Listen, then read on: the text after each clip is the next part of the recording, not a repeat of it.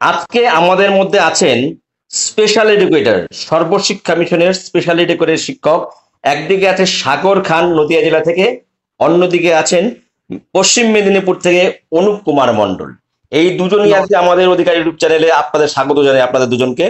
নমস্কার। সুপ্রিম কোর্টের নির্দেশে চুক্তিতে নিযুক্ত যে স্পেশাল এডুকেটরদের স্থায়ীভাবে নিয়োগের যে উদ্যোগ নিচ্ছে স্কুল শিক্ষা দপ্তর, তারই অংশ হিসেবে জেলায় জেলায় এই ধরনের শিক্ষকদের শংসাপত্র দেওয়ার কাজ শুরু হচ্ছে।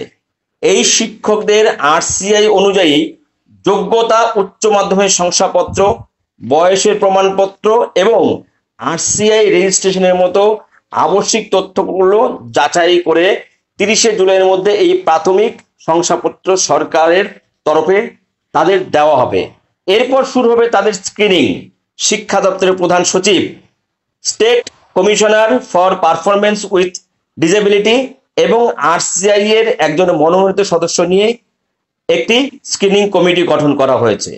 তারা 30শে জুলাইয়ের প্রথমে বৈঠকে বসবে। এই কমিটির কাছে যাওয়ার সময় রাজ্য সরকারের দেওয়া সেই শংসাপত্রটি নিয়ে যেতে হবে চুক্তিভিত্তিক নিযুক্ত যে স্পেশাল এডুকেটর তাদেরকে। এবার গত 23 তারিখ, এই 23শে জুলাই যে মেমোরেন্ডামটা প্রকাশিত হয়েছে, যে বিজ্ঞপ্তিতে প্রকাশিত হয়েছে, এই আলোচনা উঠে এসেছে।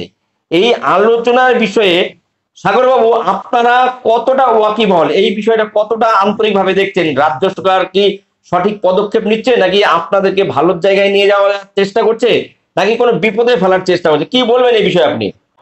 নমস্কার। আমি নদিয়া জেলা থেকে বলছিলাম, স্পেশাল এডুকেটর সাগর খান ওরফে সোহরাবুদ্দিন খান। তো আমরা দীর্ঘদিন ধরে আমরা আমাদের রাজ্য সরকারকে বিভিন্ন আবেদন নিবেদনের মাধ্যমে আমাদের স্থায়ীকরণ করার জন্য আমরা আবেদন করেছি, চিঠি চাপাটি করেছি। সেখানে আমাদের রাজ্য সরকার তেমন কোনো আমাদের দিকে সাড়া দেয়নি। এমতো অবস্থায় আমরা বিভিন্ন আন্দোলনের সঙ্গেও আমরা যুক্ত ছিলাম। তো সেখানেও আমাদের ফলস্বরূপ এমন কিছু আমাদের ঘরে আসেনি।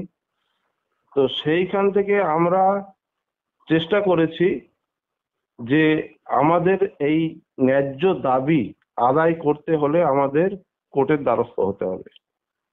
সেই হিসাবে আমরা 294 জন ইন সার্ভিস স্পেশাল এডুকেটর তারা আমরা সুপ্রিম কোর্টের দ্বারস্থ হই। তো 2023 সালে, এবং 2023 সালে যখন আমরা সুপ্রিম কোর্টের দ্বারস্থ হই, সেই কেসটা চলাকালীন সুপ্রিম কোর্ট এই 2025 সালে এসে আমাদের একটা অর্ডার জারি করেন, যেখানে স্পেশাল এডুকেটর ইন সার্ভিসদের জন্য নিয়োগের কথা বলা হয়। সেই নিয়োগ অনেকটাই অন্তরায় হয়ে দাঁড়িয়েছে। প্রত্যেকটা স্টেটকেই এই অর্ডারটা দেওয়া হয়েছিল। সেই হিসেবে আমাদের স্টেটকেও এই অর্ডারটাকে জারি করা হয়েছিল। সেখানে আমাদের রাজ্য সরকার একটি গ্যাজেট প্রকাশ করা ছাড়া আর কিছুই করেনি।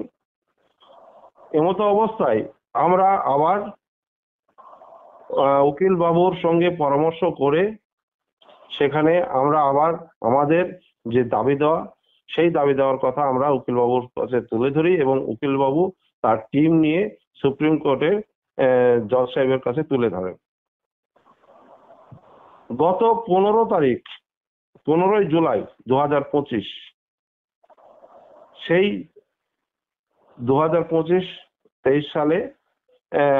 সরি 23 তারিখ 2025, ওই অর্ডারে বলা হয়, সুপ্রিম কোর্ট অর্ডার দেন যে প্রত্যেকটা ইন সার্ভিস স্পেশাল এডুকেটরদের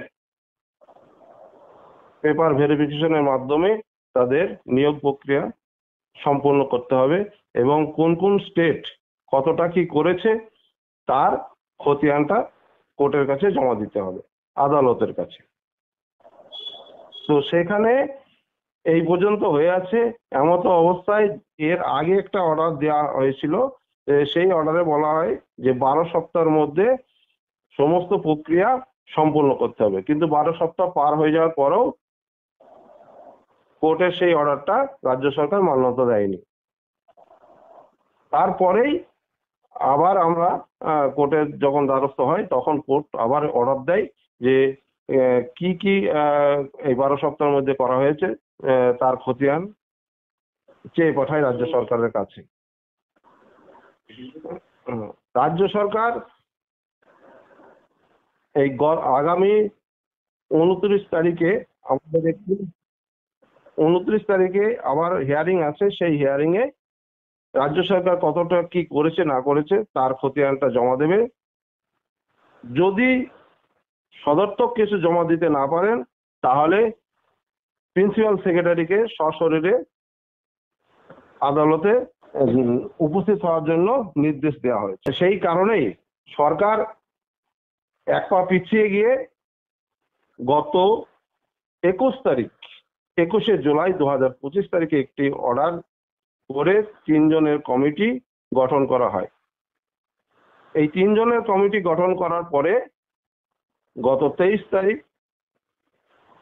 একটি নোটিফিকেশন জারি করা হয় প্রত্যেকটা ডিস্ট্রিক্টকে। সেই ডিস্ট্রিক্টে যতজন ইন সার্ভিস স্পেশাল এডুকেটর আছেন তাদের পেপার ভেরিফিকেশন করার জন্য।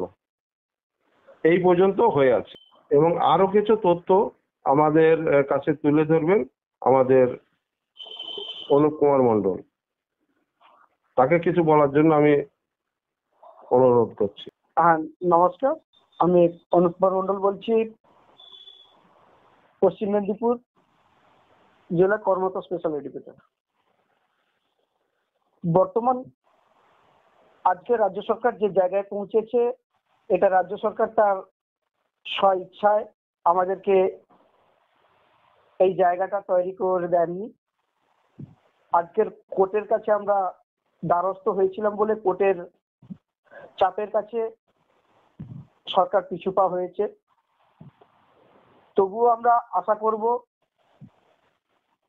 বর্তমান যে কাগজ ভেরিফিকেশনের মাধ্যমে আমাদের যে কর্মপ্রক্রিয়া শুরু করেছেন এবং খুব তাড়াতাড়ি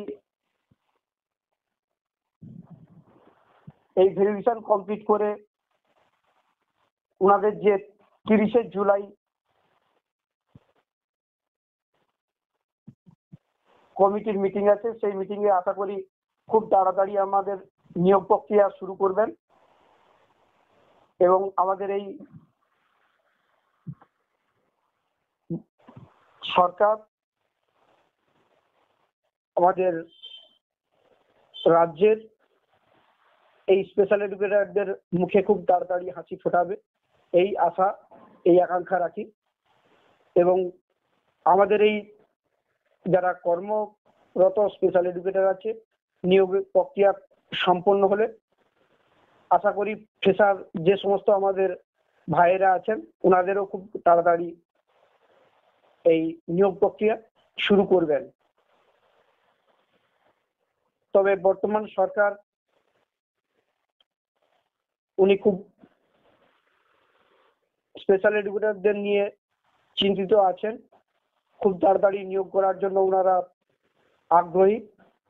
আশা করছি আর খুব একটা বিলম্ব হবে না। এই আশা আকাঙ্ক্ষা রেখে আগামী দিন বর্তমান কি স্টেপ নেয় আমরা সেই দিকেই তাকিয়ে থাকবো।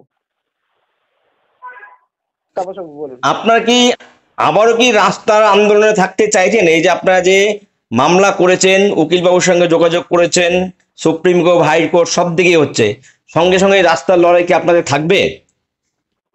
দেখুন আমাদের তো রাস্তার লড়াই আমরা প্রচুর করেছি, তারপরে আমরা পরবর্তী স্টেপ হিসাবে আমরা কোর্টের কাছে দ্বারস্থ হয়েছিলাম। বর্তমান কোর্টের অর্ডারের পরিপ্রেক্ষিতে রাজ্য সরকার নমনীয় হয়েছেন এবং নিয়োগ প্রক্রিয়া শুরু করেছেন। আশা করি খুব তাড়াতাড়ি এটা যেহেতু ক্লিয়ার করবেন এটা আশা রেখে আমরা এই মুহূর্তে রাস্তা লড়াই থেকে কিছুটা দূরে থাকছি। যদি পরবর্তী প্রয়োজন হয় আমরা অবশ্যই সেটা আলোচনার মাধ্যমে আপনাদের কাছে আবার জানাবো।